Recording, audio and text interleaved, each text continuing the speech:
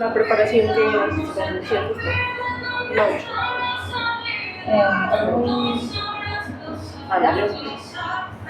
¿Necesitas renovar esos permisos? Sí. ¿Con que en cuánto tiempo? No, es que no, la neta. No voy a saber. Mira, empezamos de nuevo. ¿Graba de nuevo? Ok. Sí, empezamos de nuevo. Pues déjanos tu nombre, por favor. Mi nombre es Gabriel Omar Muñoz Hermosillo. ¿A qué te dedicas? Soy tatuador y perforador. ¿Cuánto tiempo llevas perforando y tatuando? Aproximadamente 1 año. ¿Qué permisos se necesitan? Se ocupa constancia de asepsia, antisepsia y salubridad. ¿Se necesitan renovar esos permisos? Sí se necesitan renovar. Ahorita no tengo el dato como de que cada cuánto tiempo es, pero el dueño es el que se encarga de hacer toda esa renovación de datos. En las perforaciones y los tatuajes, ¿qué se utilizan para esterilizar los instrumentos? Es desinfectante en cuestión a lo que es mesa, camilla, posabrazos, máquinas y todo lo del más material como tintas y todo eso. Ya después se aparta lo que son los cartuchos o agujas utilizadas. ¿Cuál es la perforación más solicitada, la que te han pedido más? El de la lengua. ¿Perforan a menores de edad? Y si es así, ¿necesitan algún permiso? Por lo regular se recomienda que sean mayores de edad, pero si es menor de edad tienes que venir con tu tutor, ya sea papá, mamá o el tutor con el que estés, y tienen que firmar una hoja responsiva con una copia de credencial de lector. ¿Qué tan buena es la calidad del material que ustedes utilizan? Ahorita actualmente pues se supone que utilizamos como la calidad un poquito más alta, porque se supone que le damos un, ¿cómo se le llama? Se me fue la palabra.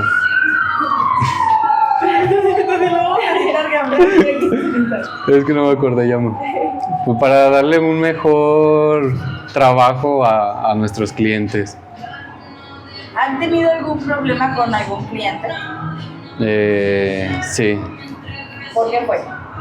Porque ellos vienen, se supone que te dan la idea de lo que quieren, se les hace el diseño, se les cobra un anticipo y a la hora que llegan pues se supone que uno les hace el diseño y ya nada más pues queda lo restante. Entonces ya estando en el procedimiento te piden que le agregues otra cosa, entonces obviamente ese te da un costo extra y ahí es cuando quieren como mantenerlo dentro del mismo costo que ya le habíamos dado. ¿Y qué preparación se necesita para ser un perforador profesional? Ocupas tener un curso especializado en las partes del cuerpo y igual, lo mismo, asepsia, antisepsia y ya. ¿Cómo se hacen esos cursos o dentro de dónde se hacen? Puedes ir a cualquier, bueno, no a cualquiera, pero en varios estudios de tatuaje se hacen ese tipo de cursos y hay unos donde sí, hay otros donde no, hay otros donde te dan constancias, hay uno nada más donde con la pura práctica pues ya estás apto para poder perforar. ¿Se necesitan conocimientos especiales para poder perforar? Sí, en cuestión a las partes del cuerpo, porque hay zonas delicadas como la lengua, donde si picas alguna vena o algo, te puede afectar a largo plazo para al momento del habla. Hay una zona de aquí de la nariz que también si perforas mal, te pueden dar mareos, vómitos, sangrados, entonces tienes que conocer bien como la zona a la que vas a perforar, para poder hacer la técnica. ¿A qué tipo de personas no se les podría perforar o tatuar? Se supone que se puede perforar a todas las personas, tatuarlas, si vienen con algo. Nosotros siempre entregamos una hoja donde dicen que no sean alérgicos a algo, que no tengan VIH, pero si lo tienen, nada más tiene que ser con un poquito más de precaución de nosotros. Lo podemos tatuar y perforar, pero tiene que ser un poquito más de precaución. En cuestión a las personas con diabetes, sí se requiere que tenga una constancia de su médico para poder tatuarlos, porque hay veces que la perforación o el tatuaje puede dañarlos, y como a las personas con diabetes es más difícil de que cicatricen, pues eso sí puede afectarles a ellos. ¿Cómo fue el convertirte en perforador? O sea, antes de convertirte en eso, ¿te tatuaste y te perforaste o fue como a consecuencia de dedicarte a eso? No, más bien yo me tatué y me perforé desde antes. Tengo un hermano que también es tatuador y perforador, y él ya tiene 20 años. Yo creo que fue como una, no sé, como que me basé en eso. Ya cierto tiempo más, yo ya tomé como una distancia en cuestión a cosas diferentes, pero en sí somos casi igual. ¿Qué características debe tener una persona para ser apta a perforaciones? Yo considero que todas las personas pueden ser aptas mientras le dediques el tiempo y bueno, sí, más que nada el tiempo que se debe a practicar. Porque si no le das la dedicación, pues no tiene caso. No lo vas a hacer bien o no te va a funcionar. ¿Tú cómo realizas las perforaciones? ¿Cómo las realizo? Como viste ahorita de algo de realizar. Ya, la técnica para el procedimiento. Pues igual lo mismo, es desesterilizar lo que es la mesa de trabajo, desinfectante, poner campos, guantes, igual tenemos lidocaína para desinflamar y varias cosas que, bueno, también las agujas, el catéter y la pieza que se va a poner. ¿En base a qué se establecen los precios de cada perforación? De la zona, porque hay zonas un poquito más complicadas que otras, por ejemplo el de la lengua, el de aquí de la nariz. Los más sencillos puede ser como el septum, el nostril, los de las orejas, dependiendo de la zona. Igual los de los pezones o de las partes íntimas, pues son un poquito más caros. ¿De qué material suelen ser las piezas que ponen? De titanio. Acero inoxidable o acero quirúrgico, y eso sí es parte de nosotros. Hay personas que ya vienen con la pieza y hay veces que son piezas como muy, pues sí, como de fierro, las más chafitas, y nosotros les recomendamos más las de titanio porque eso es sí creo que se llaman hipoalergénicas. ¿Qué tanto de edad se perfora más? Por lo regular entre los 15, que son a chavas, las chavas son entre 15 y los 25 años, y en chavos de hecho es menos de perforaciones de hombres, hay más de mujeres que de hombres. ¿Cuáles son las 5 perforaciones que más te han pedido? El septum, el nostril, el de la lengua y las orejas. ¿Qué tan costoso es mantener el negocio? Sí es costoso en cuestión a insumos. Hablando de insumos, tan solo a lo mejor puede ser una tinta, un cartucho, ya te cuesta casi a 2,000 pesos. Entonces, en cuestión a renta, material de trabajo como mesas y todo ese tipo de cosas, sí son extremadamente caros. Por ejemplo, el lado de luz te como 3,000, 5,000, 6,000 pesos. ¿Y si sale rentable a largo plazo o como Sí. que mejor te dedicas a otra cosa mientras? No, cuando eres principiante, sí es recomendable que tengas un trabajo aparte y así vayas manteniendo lo del tatuaje. Si ya te dedicas 100% al tatuaje, nada más es seguir practicando y ya va saliendo. ¿Como aproximadamente cuánto vienes ganando tú semanal o quincenal, como tú lo quieras ver? Ahí sí va a variar. Por ejemplo, hay semanas buenas, hay semanas bajas, hay tanto a veces una semana donde no se raya. Por ejemplo, esta semana que ya rayé 3, 4 en un solo día, casi toda la semana, ahorita tuve aproximadamente unos 8,000 pesos.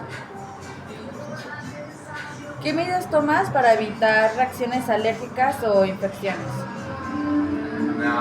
Eso es dependiendo, por eso se les entrega una hoja al principio, antes de tatuarlos, para saber reacciones alérgicas a las que tienen. Hay muchos que son alérgicos al látex. Por ejemplo, yo soy alérgico al látex, utilizo guantes de nitrilo, pero se le pregunta siempre al cliente si es alérgico a alguna tinta, si ya tiene tatuajes, si es alérgico a alguna tinta o algún material que ya hemos utilizado o ha utilizado con otro tatuador. ¿Cómo manejas la situación si un cliente tiene una reacción adversa o complicaciones después de un piercing o un tatuaje en este caso? Por ejemplo, lo más común es que se lleguen a desmayar o que se les baje la presión. En cuestión a eso, si se les va a bajar la presión o que se lleguen a desmayar, lo único que tenemos para hacer como nuestros primeros auxilios es como reanimarlo, preguntarle de nuevo, porque muchas veces mienten en cuestión a que si ya almorzaron, comieron o desayunaron. Entonces, sí, se les vuelve a preguntar ya viendo la situación. Si no han desayunado o cosas así, los dejamos que reposen, que bajen a almorzar, comprar algo, y si se ve que todavía se puede animar y todo, seguir la situación, todo chido, se le sigue con el procedimiento. Si no, reagendamos para otro día. ¿Y qué tan común es que sucedan ese tipo de cosas? No, es muy raro. Yo creo que una vez al mes me estoy yendo a mucho. ¿Cómo manejas a un cliente que no sigue tus recomendaciones de cuidado post perforación o post tatuaje? Cuando se hace un tatuaje o una perforación, se les da las indicaciones de qué tienen que hacer y qué no tienen que hacer. Cuando llegan y, oye, es que se me infectó, oye, es que se me lastimó, o se me cayó la pieza, o X cosa, se le vuelve a preguntar, ¿hiciste todo lo que te recomendamos? Si ahí, pues, ves a la persona dudosa, o te miente, o al final te dice, no, sabes que la neta, pues no lo hice completo, uno ya no se puede hacer responsable. Si siguiera todos los pasos, a lo mejor ya puede ser consecuencia de uno, y ya sea que se le dé un seguimiento, o se le puede dar como su reembolso o hacerle un tatuaje o una perforación gratis. ¿Qué harías si un cliente solicita un piercing que no crees que sea seguro o adecuado para él? ¿Te has negado a realizar un piercing? No, más bien se le da como, por ejemplo, si no tiene perforaciones y de repente quiere tener la pieza del septum grande o una expansión, o más si son personas jóvenes, se les dice que piensen bien las cosas, si ya están seguros, si ellos están 100% seguros, se les hace la perforación. Si no están 100% seguros, igual se vuelve a posponer la cita. ¿Y tú has utilizado una pistola para perforar? No, todo es manual. ¿Qué opinas de la pistola? No considero que sea como muy...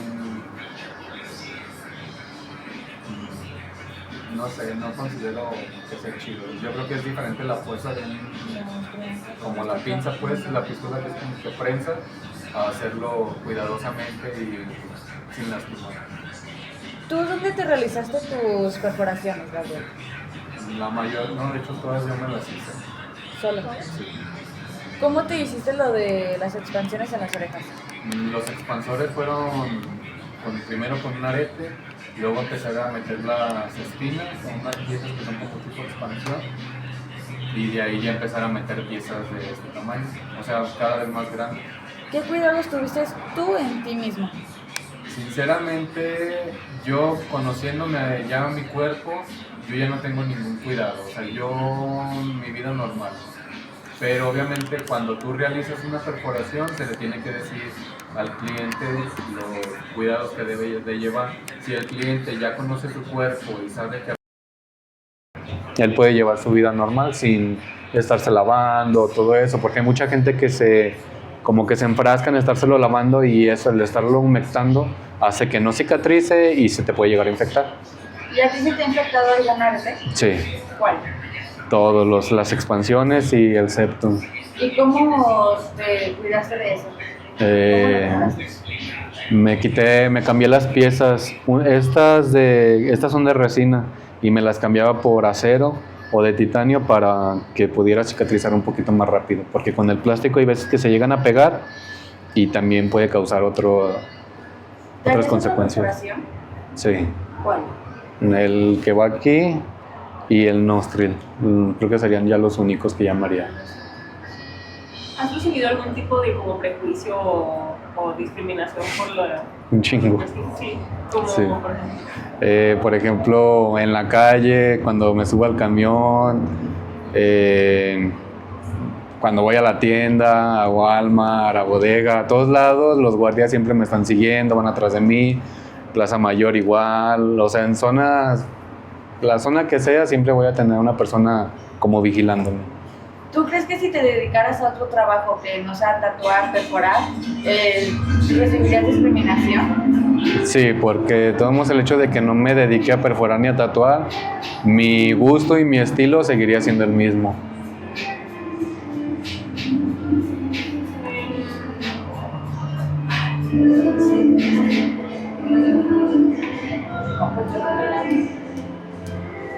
¿Has tenido otros trabajos ya estando así tatuando y perforando? Sí, he trabajado cuando vivía en la playa, estaba trabajando en una purificadora. Aquí he trabajado también en una purificadora, en abarroteras, armando ferreterías como el AutoZone, bueno, esa no es una ferretería, perdón, pero he armado ferreterías y he armado AutoZone, tiendas de AutoZone, desde las repisas y todo, poniendo material, empezando desde cero. Pues he tenido varios trabajos. ¿Y en ese tipo de trabajos no has como recibido problemas o algo? No, eso porque ese tipo de trabajos se consideran como no serios, de que entra y sale mucha gente. Entonces ese tipo de trabajos como que contratan a todas las personas como X, ya sea si están tatuadas, perforadas, si tienen secundaria, prepa, lo que sea, o sea, como que ya agarran de todo y no hay tanto problema.